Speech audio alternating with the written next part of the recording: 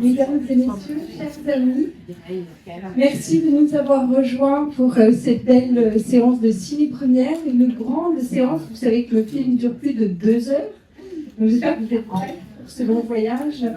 Je suis ravie d'être accompagnée aujourd'hui, après la séance, si vous avez encore le temps, la force et l'énergie, de vous présenter un bord de scène avec 2 personnes que vous connaissez certainement pour beaucoup d'entre vous. Madame Mariana Giacomel, grande cinéphile devant l'éternel et également qui a occupé beaucoup de fonctions au niveau de la vie du cinéma à La Haye. Donc je serais ravie d'être accompagnée de Mariana et également de monsieur Patrice Haddad, comédien que d'aucuns d'entre vous ont pu déjà rencontrer sur la scène, notamment du stand-up, de la stand-up comédie ici à La Haye, qui viendra nous partager aussi ses affinités avec plusieurs des artistes qui ont réalisé ce film. Belle séance à vous et à tout à l'heure. Alors, chers amis, bienvenue. Quel intense moment on vient de vivre. Je pense que les applaudissements qui viennent de clore la séance en sont témoins. C'était un film magistral. Je crois que, voilà, recueillir vos premières émotions, un immense film. Bon, un film qui porte le nom de l'amour, je pense que de toutes les manières, on pouvait s'attendre qu'à une avalanche, n'est-ce pas, émotionnelle. Mais alors là, c'est une œuvre d'art, de tous les points de vue. Une grande œuvre, à mon sens, féministe. Mais ça, c'est mon prisme que vous connaissez. Mais vraiment, un cœur de femme qui dit tout. Des cœurs de mère aussi, des mères extraordinaires, qu'il s'agisse de la mère qui est décédée au début de l'œuvre, de leur vie, ou qu'il s'agisse de la mère qui est là, des femmes sublimes qui transcendent tout. Absolument. Et je vais rapidement vous laisser la parole à Patrice pour qu'il nous donne son retour, et à Mariana. Mariana d'abord, très bien. Mais vraiment une œuvre splendide, et également donc ce triomphe de l'amour qui triomphe de la violence et de toutes les injustices. Mariana, témoignage. Mais c'est un film où il y a tout, où il y a tous les genres.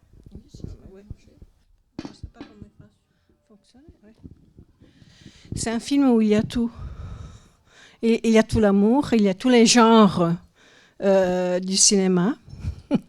Il ne manque rien au terme des genres. Il y a le polar, il y a première, la romance tragique, ou pas tragique, on voit.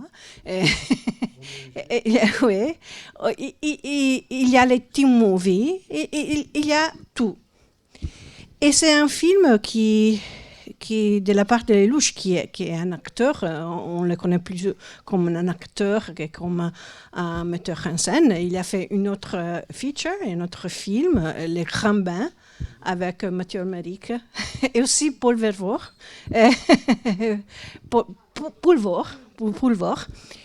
Mais oui, c'est une grande déclaration d'amour pour le cinéma, au terme des genres qu'il a recueillis et il a mis dans ses films.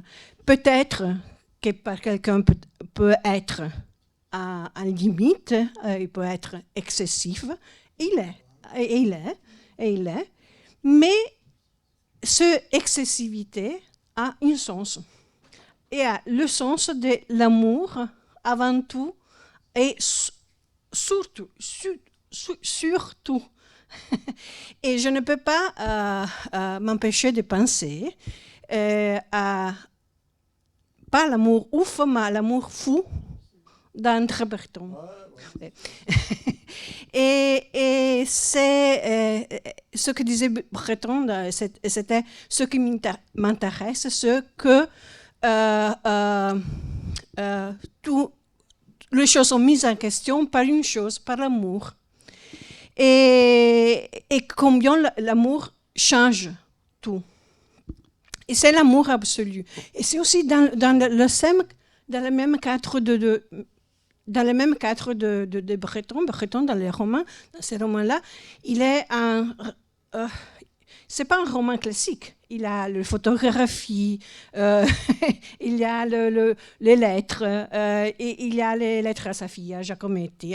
Il y a un tourbillon de genres, comme un tourbillon de genres dans ses films. Et il termine, il finit le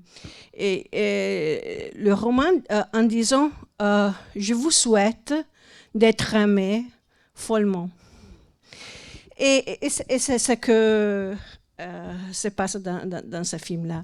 Et c'est un film, pas seulement un film d'amour, c'est un film aussi qui parle du contexte social. C'est un film on est dans les années 90 et après 89, 80 et après 90. Oui, entre les deux. Et avant, dans les années 70, quand elle était... Oui, et c'est un film qui parle du moment de changement. Et ils le disent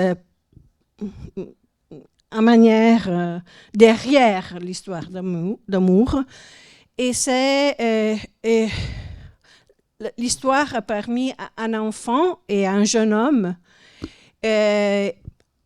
avant tout un enfant, né d'un milieu qui, dans une période de désindustrialisation. La fin de l'amour. La fin de l'amour, la fin de l'amour des ouvriers. Des ouvriers, voilà. Il y a la grève, il y a il y a tout. Qu'il est dans une ambiance pas où le père n'est pas un modèle. Il parle avec de mauvais mots avec lui, pas de bons mots. Il lui apprend à la fin les mots, les bons mots à retenir, pas avant. Et il est dans une ambiance de violence. Violence familiale, mais au sens oui, le père, ouais, physique, ouais. Oui, il y a l'amour. Pardon. Il y a quand même l'amour, tu l'évoquais, l'amour sous toutes les formes, l'amour entre le père et la mère, et l'amour de la mère pour ses enfants, et du père aussi. Oui. D'ailleurs, à la fin, quand Clotaire sort de prison et qu'il crée ce nouveau gang autour de lui, il y a quand même l'apologie d'un père aimant, à sa manière, avec ses limites, mais quand même il y a l'apologie d'un père aimant. Enfin, mais merci déjà Mariana pour ces premiers éclairages extrêmement puissants sur cette œuvre magistrale réellement, et merci pour cette filiation entre André Breton et son amour fou et cet amour ouf de Lelouch.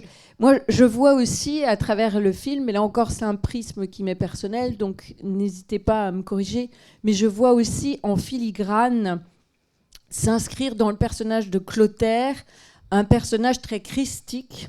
Et je trouve que la figure du Christ qui apparaît à travers la totalité du film, et je viens seulement de réaliser que J plus C égale cœur, il y a quand même Jésus-Christ quelque part. Et cet innocent qui est envoyé en prison, et il est envoyé en prison pourquoi ? Parce qu'il a la compassion à un moment donné, alors que ce n'est pas lui qui est le criminel. Donc il y a aussi un peu du Camus dans cette histoire-là, puisque ce n'est pas lui qui va assassiner ce garde. Voilà, et c'est lui qui prend et qui a abandonné, etc., et qui va quand même donner 10 ans de sa vie, en tout cas, elle va se retrouver dans ce contexte. Pendant tout ce contexte, son fil rouge, c'est l'amour pour elle, pour Jackie. Et donc, il y a quand même aussi plusieurs... Voilà, exactement, il la rebaptise, tout à fait. Et il y a cette Jackie qui, dès le départ... Enfin, moi, ce qui m'a frappé dans l'œuvre aussi, c'est tout l'esthétisme, les symétries. Elle... a perdu sa mère, et son père est une figure d'amour quand même très, très somptueuse. Et lui, le père s'inscrit, comme tu viens de le dire, Mariana, quand même avec des nuances qui sont moins rédemptrices que la mère. La mère qui est la mère rédemptrice, vraiment. Et donc, lui, quelque part, cherche la figure d'un père qui est le père de Jackie, et elle cherche la figure d'une mère qu'elle trouve à la fin. C'est d'ailleurs extrêmement poignant quand la mère la reconnaît tout de suite. La mère de Clotaire lui demande de porter ses affaires. Elle arrive dans l'appartement et là, c'est bouleversant. Enfin, je ne sais pas comment vous l'avez vécu. Moi, je suis toujours sous le coup de l'émotion d'ailleurs. Et c'est un film qui m'a bouleversée parce que je trouve que cette notion du féminin rédempteur, du maternel rédempteur, qui en fait est dans le cœur du père aussi. Le père, il est mère. Le père de Jackie, oui. Il est mère tout au long. Et là, d'un point de vue très sur le thème du féminisme, le féminisme qui dit qu'effectivement, hommes et femmes, ils sont égaux en droit. Il y a beaucoup de renversements comme ça. La scène aussi de violence domestique à la fin. Le mari désespéré devant sa femme qui ne l'aime pas, finalement ne l'aime plus en tout cas, ou peut-être c'est toujours forcé pour l'aimer et ne l'a jamais vraiment aimé. Donc il est désespéré, la violence sort de lui et s'acharne sur elle. Et dans cette cabine téléphonique, on se dit ça y est, la violence domestique, elle va mourir, il va la tuer. Et puis finalement, c'est elle qui va chercher le yin en elle, le yang en elle, et qui rend violence pour violence et qui n'est pas achevée dans cette cabine téléphonique.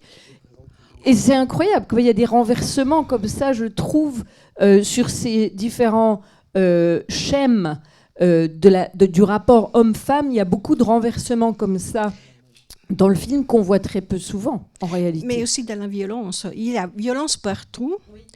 Mais où il n'y a pas violence, dans un gamin qui est violent, parce qu'il n'a eu autre chance d'être... autrement, il a abandonné l'école. Il n'est jamais... Oui, il est... oui, mais il n'a jamais violent avec elle, avec Jackie. Jamais. Parce qu'il n'a pas vu son père peut-être violent avec sa mère. Exact. Mais, oui, on ressent ça. Mais la violence vient d'où? Vient d'un homme qu'on pense bien. Qui, au niveau social, c'est plus accepté, qu'il est jugé avant de les connaître.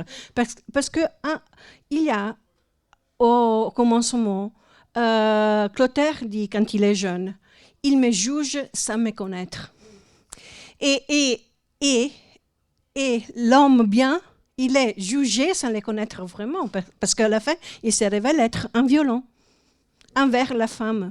Exact. Oui. Il y a aussi, alors on va vite donner la parole à Patrice qui va nous donner, c'est passionnant, mais j'ai ressenti à un moment donné, tu parles de la violence que le père de Clotaire vit.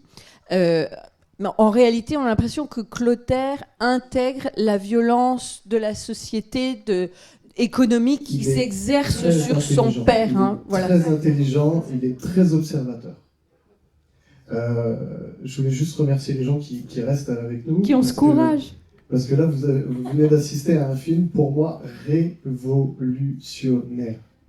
Absolument. Pour moi, c'était pas un film, c'était un clip de musique. Très, très connecté à la génération d'aujourd'hui, avec des codes symboliques. Chaque image était un hypercute. Chaque mot était une punchline, comme on dit au stand-up comedy. Et donc, pour moi, on a enfin un outil qui a connecté les générations. Si je peux me permettre, je ne connais pas l'âge des personnes dans la salle, mais il y a eu Grease, il y a eu La Boom, et il y aura L'amour ouf. Pour moi, j'ai vu les codes de Grease, entre les populaires, les bourgeois, les groupes sociaux qu'on voit au lycée, j'appartiens à quel groupe, mes baskets, mon blouson, je suis blouson noir, j'ai les cheveux gominés, tous ces codes sociaux, on les a revus. Dans La Boom, le langage Jones, les parents, l'école, on les a revus. La bande son, la bande musicale, je me suis aperçu que je chantais sur Cool Chain d'NTM. Il y a eu à un moment donné Cool Chain qui était dans l'autoradio, j'ai commencé à chanter comme si j'étais dans mon quartier. C'était incroyable. D'ailleurs, le fils de Benoît Poulvord dans le film était l'acteur qui a joué Cool Chain dans le film d'NTM, dans le film Suprême. Et c'est des connexions incroyables. En France, ce film a fait beaucoup de bruit et beaucoup de buzz. Ça a été énormément tweeté, partagé. Les jeunes ont eu un engouement pour ce film énorme. La dernière fois qu'on a eu un film qui a accroché les jeunes comme ça, je pense que c'était La Boum.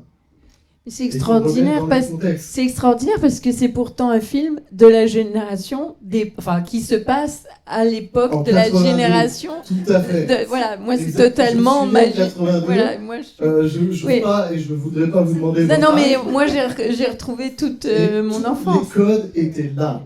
Donc, comme dans un clip musical de Michael Jackson, où on a tous les codes pour percuter et toucher les parents autant que les enfants, même le chien.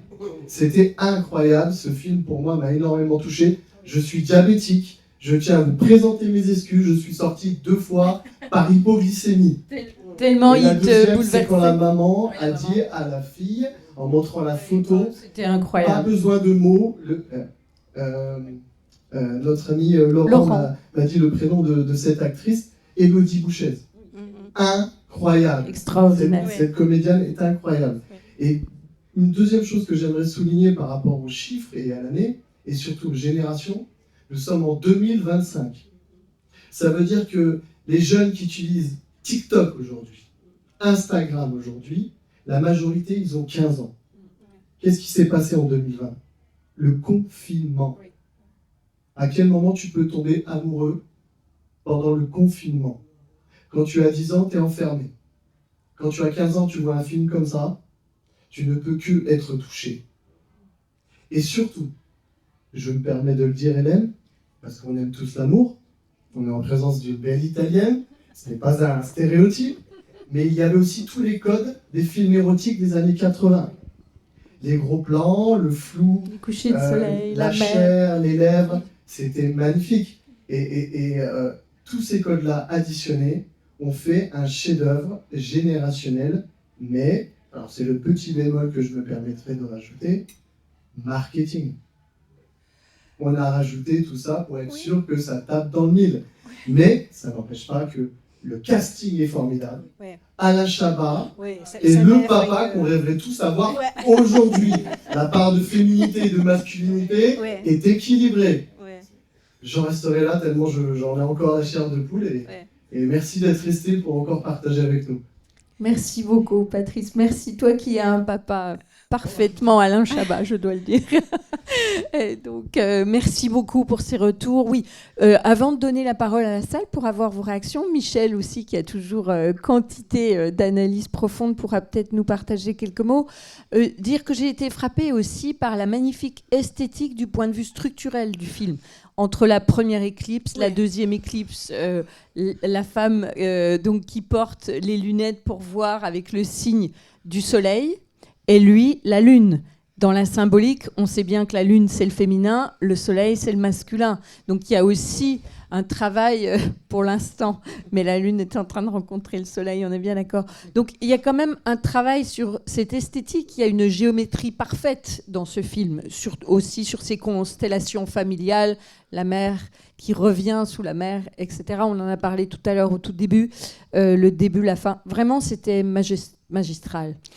Peut-être, Mariana, un dernier mot avant qu'on fasse circuler la parole dans la salle pour quelques réactions. Oui, mais à propos des deux scènes de l'éclipse, c'est un film qui est saturé aussi des couleurs. Et à propos des références dans les champs cinématographiques, il me fait penser au film de Tom Haynes, je pense à Back from Far From Heaven ou Carol. Ces scènes qui sont figées et tout le monde est en train. Il y a un moment suspendu.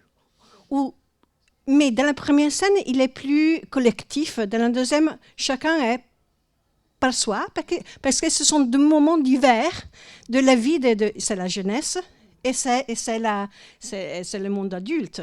Et ceux qui sont voisins d'eux, ils reflètent ce changement. Mais je veux dire, la scène qui jusqu'au début marque tous les films, c'est pour moi C'est la scène de la flaque d'eau.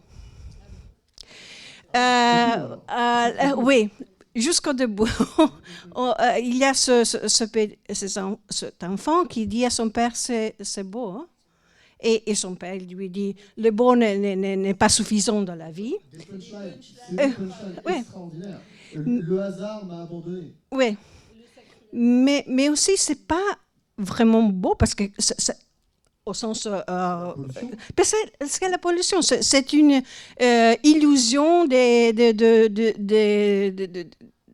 beauté dans le pétrole. Et on voit la flaque aussi à la fin. Illusion du capitalisme. Oui, on voit la flaque aussi à la fin quand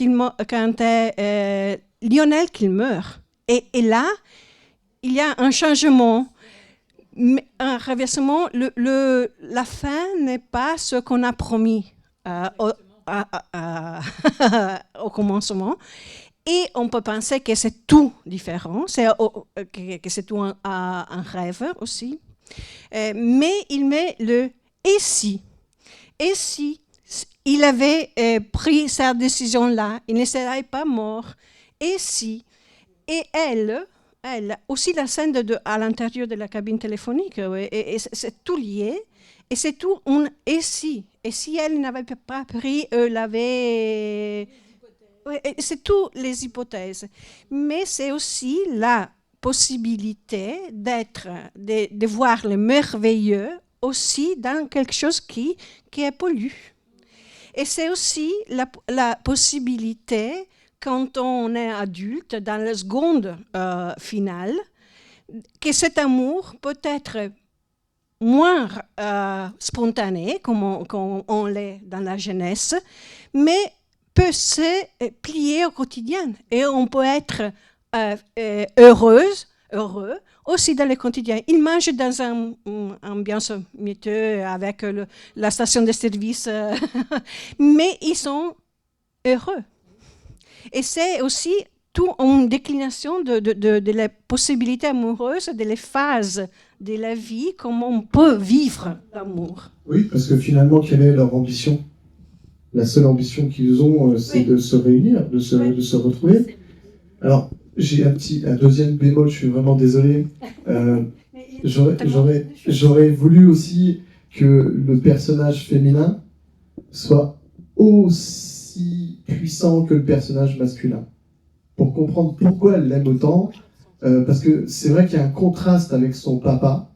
Comme on l'a dit tout à l'heure, son papa, c'est quand même une image très moderne du papa qu'on souhaiterait tous, compréhensif, nature, très humble. Exactement. Il a accepté de prendre la part de la maman, de la mère. Et cette femme est aussi forte que cet homme. Mais à part la scène où on a vu l'accident de la maman, on n'a pas trop compris comment elle s'est construite, comment elle s'est renforcée, comment ça manque un peu je pense, d'équilibre dans le rôle. Pour moi, le personnage principal, en fait, ça serait la situation amoureuse. Ça serait leur amour qui les unit, pas forcément lui. Là, on a été très, très, très posé sur lui. Après, c'est un choix aussi. Mais c'est quand même elle qui l'élève. Elle l'a élevé dans la première scène quand ils sortent tous du bus où il l'agresse verbalement, entre guillemets, il la défile et elle dit non, moi je suis pas une femme qu'on insulte, etc. Et là, il voit qu'il a affaire à aussi fort que lui. Et la dernière scène avec le manager du supermarché qui l'insulte, et là, il dit j'ai renoncé à... Elle dit au manager, elle lui fait la leçon. Et elle lui dit, s'il ne vient pas un jour te tuer chez toi dans ton lit, c'est parce que, par amour pour moi, elle l'a élevé au-dessus de la violence. Tu vois, et je trouve qu'il y a une force c'est très important, impressionnante. Mais elle a une capacité intellectuelle, et on le voit dans les échanges, et lui aussi, ça m'a surpris de répondant par rapport à cette joute verbale, qui est un plaisir extraordinaire quand on est amoureux, et c'est comme ça que ça commence. Mais comment ça se fait que, socialement, elle se retrouve au même niveau que lui ? Oui, j'entends. Elle ne s'élève toujours pas plus pour l'élever encore plus, peut-être. Parce que, selon moi, je veux revenir à ce que j'avais dit avant. Non, parce que pour moi, c'est la la classe moyenne, la ouvrière qui est en crise, mais il préannonce aussi la petite bourgeoisie de Jackie qui va être en crise. Il y a dans 10 ans, dans les années 90, oui, il y a l'ascension sociale, c'est terminé en quelque sorte. Et je pense que c'est aussi par ces motivations-là, je pense. Je pense qu'il fait une critique de la société sans le dire, mais en les mettant derrière l'histoire d'amour. Je pense, c'est comme je l'ai lu. Mais c'est une réalité dans ce film, c'est qu'il y a une volonté de montrer quelque chose. Il y a un côté engagé. Il y a un côté engagé. Alors, il y en a qui vont dire engagé un peu bobo. Voilà. Engagé, mais est-ce qu'ils vont vraiment aller jusqu'au bout? Mais oui, par rapport à la violence, on le voit. Le seul contraste qui peut être fait par rapport à leur côté engagé, peut-être, c'est qu'il y a des facilités. Si je peux me permettre. Par exemple, au niveau esthétique, c'est réussi. Les tenues, la musique, l'image, c'est très réussi. Par contre, ils ont fait un choix que les jeunes parlent comme les jeunes d'aujourd'hui. Si on écoute la boum, si on regarde la boum, quand on les entend parler, on a l'impression d'entendre papy et mamie qui parlent, mais quand ils avaient 14 ans. Les jeunes qu'on a entendus dans ce film-là, ils ont leur façon de parler d'aujourd'hui, et ça n'a pas dérangé plus que ça, finalement. Mais il y a un petit... Est-ce que c'est un choix marketing aussi pour cibler encore ces fameux jeunes de 14 ans qui vont partager les films ou les passages de films sur leurs réseaux sociaux? Parce que c'est comme ça que ça marche, d'accord, pour faire... Ouais. Bah, je pense que... Mais la musique est quand même de l'époque 80, 90, The Cure, NTM. On est encore entre ces deux générations-là. Et on passe à la techno dans les années 90. C'est toute une autre ambiance, une autre façon de vivre aussi le club, la boîte. C'est complètement différent. Et d'ailleurs, si on peut parler un peu de la violence, je vous ai parlé de Grease et La Boum. La façon de filmer, pour ceux qui aiment ce genre de film aussi, la deuxième partie, pour moi, c'était La Haine. La Haine, on est en 91, 92, c'est de la violence pure. D'ailleurs, tellement pure que c'est là où j'ai vu un problème de raccord. Quand il se fait taper dessus, il est blessé sur la gauche. Et quand il va avoir le bus et qu'il lui fait coucou et qu'il lui tire la langue, hop, là, il y a une blessure et c'est la droite. Alors, je ne sais pas si c'est fait exprès, parce qu'on l'a revu facilement. Il y a une figure dans le film, et c'est celui qui doit être... son devoir est de la continuité. La continuité. Il y a aussi un problème avec les verres, avec combien de vin il y a dans les verres, dans la diversion, qui ne c'est pas parfait. Mais un gros travail sur les papas, un très gros travail sur les papas. Alain Chabat, magnifique. D'ailleurs, je crois qu'il a eu un César, ce que tu me disais, Laurent. Mais le papa de Clotaire, pour connaître un peu ce milieu-là, sans rentrer dans les détails, c'est un papa aussi, dans sa pauvreté et ses capacités de raisonnement, il aime son fils. Et il aime réellement sa femme. Quand la réaction incroyable. Alors, c'est le casting de Bac Nord. Je ne sais pas si vous avez vu le film Bac Nord. Il y a 3 acteurs avec donc Gilles Lelouch qui était dans ce film-là, et le papa était l'un des policiers dans Bac Nord. Quand il voit son fils, il lui dit « T'es amoureux ? T'as une petite amie ?» Et là, il dépasse la terre. Il y a aussi Cyril dans ce film-là, il y a aussi Adèle, il y a tout le monde là. C'est le même acteur. Je ne m'y attendais pas, c'était une surprise. Merci pour toutes ces réactions. Merci Mariana. Juste avant de conclure, peut-être vous donner la parole à la salle, encore quelques minutes, parce qu'on va devoir libérer les lieux, bien sûr. Michel, une réaction? Mademoiselle, non, mademoiselle avant, mesdemoiselles et après Michel, et on aura... Bonjour et merci d'être ici. C'était un plaisir de voir le film et de vous avoir ici sur scène. Moi, j'avais une question plus par rapport à ce que vous avez mentionné, que ce film pour vous est un film féministe. Je ne l'ai pas du tout vécu comme ça. vraiment pas du tout. C'est très intéressant de sentir votre perspective différente. Voilà, Parce que pour moi, le féminisme, je le définis juste, c'est l'égalité entre les femmes et les hommes en termes de droits et de devoirs. Peut-être tu veux ajouter, Mariana? Et même à la façon de filmer. Quand tu as parlé des films des années 70 oui, mais c'est un regard féminin, ce qu'il pose dans la sexualité.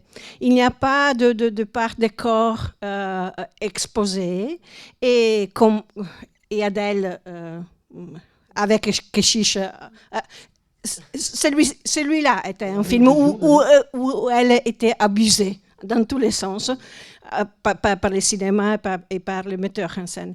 La façon de filmer même le sexe, c'est une façon avec un regard féminin, et il vient d'un metteur en scène masculin.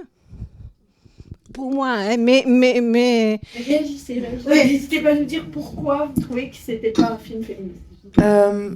Pour moi, il y a un exemple très clair. C'est souvent une technique qui est utilisée dans beaucoup de films, et aussi dans la réalité, que les hommes vont faire vivre des expériences très intenses en adrénaline à des femmes qui, inconsciemment, vont associer cette sensation d'adrénaline avec cette personne et qui va trouver un sort d'attachement à cette personne. Et ça, c'est le début du film. Ils vont sur un train, ils vont sur la mobilette, ils vont à la plage, ils font des trucs complètement extraordinaires. Et je te rejoins là-dessus aussi. Ouais. Et tu vois que Jackie, déjà, c'est un prénom, on dirait, presque masculin, déjà, premièrement. Et ensuite, elle a une masculinité en elle. Elle prend le dessus. Et elle mène la baguette. Ouais. Mais je te rejoins. Je pense, si je peux aussi mentionner, juste terminer mon mot. Donc ça, c'est un exemple, mais un autre exemple que je remarque beaucoup. Je pense que le féminisme que moi, en tout cas, je pratique, c'est un féminisme qui ne voit pas les choses de manière binaire, en fait. C'est vraiment un spectre. Et vous entendre parler aussi, vous faites vraiment la distinction entre l'homme et la femme, le féminin et le masculin. Mais il y a tellement entre les deux. Et je trouve que le film, justement, il a adopté énormément de stéréotypes binaires qui me mettaient vraiment mal à l'aise parfois. Donc voilà, je voulais juste mentionner ça comme un autre exemple. C'est un très bel éclairage et je vous remercie très sincèrement parce que justement, le féminisme a besoin de se nourrir de votre regard et de votre génération. C'est très important pour dépasser justement tous ces schèmes de pensée. Moi, j'ai trouvé qu'il y avait des éléments de yang très puissants, comme le disait Patrice à l'instant, chez elle, chez le personnage féminin principal, et pas que. Dans La mère disparue, j'ai trouvé qu'il y avait des éléments féminins chez les personnages masculins, comme je l'ai dit, y compris lui, il peut révéler sa féminité, le moment où il dit « je t'aime » à la fin, elle dit « ça t'a pris du temps, disons », etc. Parce que justement, le féminin accouche dans le masculin de la part de féminité. C'est peut-être là où on se rejoint, peut-être. Moi, j'avais l'impression, et je vous entends bien, et je vous remercie beaucoup de nous mettre en alerte et de mettre des voyants rouges aussi sur cette notion du féminin qui s'inscrit que lorsque le masculin déclenche les émotions fortes, etc. Et je vous remercie, parce que ça va nourrir nos réflexions sur le féminisme, et je vous remercie infiniment. Peut-être mademoiselle aussi qui voulait compléter, juste parce que vous aussi vous ressentiez pas ce... C'est très très intéressant. Ce film est stimulant. Ah ouais, vraiment alors évidemment, j'ai pas vu des masses de films non plus des années 80. La Boom, je retrouve très bien, ok. Mais justement, moi j'ai pas du tout les mêmes émotions qu'en regardant La Boom, qui était très naturelle et je trouve que les dialogues sont pas du tout naturels. Alors autant vous dites que c'est autant vous dites que c'est des punchlines, moi je trouve pas ça très naturel, mais bon, qu'importe. Mais peut-être parce que ce sont des punchlines, effectivement, c'est pas naturel. Oui, c'est ça. Bah ouais, ça je. D'accord. Alors oui, voilà, et donc il y a le côté punchline qui fait pas très naturel et très marketing, et les acteurs qu'on revoit encore et encore sur tous les écrans dans tous les films et sur YouTube et comme vous dites sur TikTok. Donc aussi ça c'est une barrière en plus pour vraiment me mettre dans le film avec les émotions parce que bon, je les ai vus faire des vidéos YouTube super comiques, etc.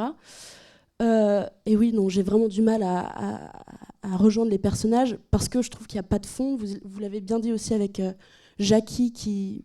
moi, je trouve qu'il n'y a pas d'histoire. Enfin, je ne comprends pas. Il n'y a que l'amour qu'il a... Enfin, ça va quoi, on est où? Comment ça? Si elle... On la voit au début qui fait des maths avec son père, waouh. Et après, c'est à cause de l'amour et d'un bad boy que elle ne fait rien de sa vie. Mais je trouve ça ridicule en fait. L'amour ne fait pas fondre le cerveau, on est d'accord. Au contraire, il devrait le faire grandir. Vraiment, et la violence. On est d'accord. Donc je trouve pas ça féministe. Qu'est-ce qui t'a accroché? Comment ça se fait que t'es resté encore avec nous là maintenant? Non, par l'énervement, parce que j'ai pas du tout trouvé ça magistral. J'ai pas du tout. Non, j'ai vraiment du mal avec ce film. Michel, la maman de Clotaire. C'est la seule bonne actrice avec C'est Jean-Pascal. du cinéma d'auteur français. Et ça se sent, elle est excellente. C'est la seule qui a une miette d'émotion dans ce film. Et ouais. La petite touche de la grand-mère ou de la maman qui nous dit c'est plus mon monde, mais je t'aime et je t'encouragerai toujours, mais là je lâche l'affaire. Je ramène la petite photo, mais c'est plus mon monde. Mais il fait confiance en lui. À un certain moment, après la recommandation du lait, elle dit je pense que toi lâches le choix. Oui. Et il a confiance en lui, qu'il peut faire mener notre vie, hein? Ouais. Pas dans la violence. Et je voudrais dire une dernière petite chose, après j'adorerais le passer le micro à d'autres personnes, mais j'ai aussi vraiment beaucoup de mal avec ce que vous avez dit de le père est quand même aimant. Moi j'en ai marre d'entendre dans les discours que les hommes violents ont de l'amour. Et ça c'est notre féminisme. On parlait du père de Jackie, hein. Alors le père de Jackie, vous avez dit que le père... Ah non, c'est... Le père de Clotaire, d'accord. Moi, je n'accepte plus. En fait, je n'accepte plus qu'on trouve des excuses aux hommes violents. Bravo. Les femmes aussi, la violence en général. Bravo. Oui, c'est mais... une espèce de chantage émotionnel, affectif. Je te tape, mais je t'aime bien. Voilà. C'est très important ce que tu dis, parce que ça fait que ce film devient perturbant pour ceux qui veulent un peu autre chose que tout ce qui est marketing. Mais en même temps, il y a un côté aussi, l'amour excuse tout. Non, c'est ça. L'amour passionnel qui tue, c'est fini. Non, c'est fini. Bravo. C'est fini. Bravo de le dire, de le redire. Merci de sortir l'humanité du patriarcat, justement. Je pense que c'est très bien. Merci de partager comme vous le faites. Merci d'être dans le contradictoire. C'est très important pour nourrir ces échanges. Et vous avez une perception très sensible et, à mon sens, extrêmement juste de ce film. Donc, merci de venir nourrir de votre approche aussi générationnelle, donc déjà bien affranchie de beaucoup de tous ces carcans de schèmes de pensée en réalité. Vous voyez comme c'est difficile d'en sortir, mais merci de nous aider à le faire. Et je crois que ce film, même si il déclenche aussi ses réactions, dans ce sens c'est quand même vertueux. C'est ainsi une des magies du 7e art, hein. C'est que c'est vraiment un art incroyable si on le compare à d'autres. D'ailleurs, mettez des commentaires sur l'Instagram de l'Alliance française. N'hésitez pas, voilà. Continuer à échanger ensemble sur les réseaux sociaux. On a vu d'ailleurs que les acteurs, les réalisateurs, les producteurs, quand on poste quoi que ce soit sur les films qu'on présente ici modestement dans Film House de La Haye, suscitent des réactions. Donc à chaque fois on se dit, oula, on est vraiment vu et entendu, donc n'hésitez pas. Et je trouve, merci infiniment pour vos commentaires et réactions extrêmement sincères et très très éclairants. Merci d'entrer dans le contradictoire aussi, très puissant. Merci, c'est vraiment toute l'idée. Alors pour conclure, parce que je pense vraiment que le cinéma sinon va pas être satisfait. Michel, une dernière réaction. Michel, tu es toujours très plongé dans les films avant de les voir. Oui, quelques petites remarques. En fait, 3 points. Tu peux parler près du micro. 3.1 au niveau des producteurs, enfin je veux dire des professionnels. 4.2 au niveau du public. Donc voilà. Sur Allociné, par exemple. Non, sur 5. Sur 5. Donc il y a une différence entre ce que les professionnels en pensent et ce que nous, le public, en pense. Au niveau des parallèles, je trouve que c'est génial. La première Éclipse, ils sont tous les deux ensemble, et là, ils ont l'histoire les dépasse parce que eux, ils sont dans leur histoire et ils ne voient pas l'éclipse. Ils sont occupés, ils sont sur la plage et ils sont dans leur monde à eux, alors que tout le monde est applaudi. Hein. Et là, ils ont oublié. La page d'histoire, elle n'est pas là. Quand ils reviennent pour la deuxième éclipse, on voit lui jeune à côté d'elle, qui a 10 ans de plus, et on voit elle, quand elle est jeune, à côté de lui. Donc ça, je trouve ça au niveau de la prise de la caméra et tout ça, c'est beau. Parce que c'est ce qu'ils ont loupé il y a 10 ans, en fait. Et puis, ça m'a fait sourire quand tu as dit, Hélène, JC, le Christique, j'ai dit, ouais, ben lui, c'est pas un enfant de cœur quand même. C'est ton tout de Jésus. Oui, mais c'est surtout un innocent qui accepte, qui a la capacité de la compassion. Hein. Il essaie de ressusciter, entre guillemets, le guide, enfin l'accompagnateur du fourgon agonisant dans son sang. Il essaie de lui faire un bouche à bouche pour le ramener à la vie, et c'est lui qui va prendre le blâme. Alors, c'est pas le laïc qui parle. Oui. Cette scène-là, j'ai trouvé très très médiocre. Oui, elle était très médiocre, mais sur place. Oui, je n'ai jamais braqué son fourgon. Bien sûr. Mais il y a quelqu'un qui se fait tirer dessus, ils se cassent tous. Oui. Cours, je te dis cours. Mais justement, tu restes pas et tu fais pas avec un bouche à bouche. Oui, mais justement, c'est tout. Un peu comme ça, oui, mais pour moi, c'est tout. Non, mais pour moi, c'est tout. Cette scène un peu absurde. Oui, mais justement, pour moi, c'est l'innocence absolue, quoi. Pour moi, il est tellement innocent.